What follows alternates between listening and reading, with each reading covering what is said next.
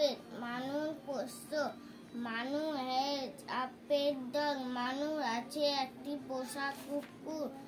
It is white in color. এটি সাদা রঙের. He asked mother, may I take it out? সে মাকে জিজ্ঞাসা করে আমি কি ওকে বাইরে নিয়ে যেতে পারি? Mother said, no son, you are too small to take it out. মা বললেন না খোকা, তুমি ওকে বাইরে নিয়ে যাওয়ার পক্ষে খুব ছোট। In the morning, Manu asked father, may I take it out? সকালে মানু বাবাকে জিজ্ঞাসা করে আমি কি ওকে বাইরে নিয়ে যেতে পারি? Father said, no son, you go out for all. বাবা বললেন না খোকা, তুমি হাঁটতে যাও।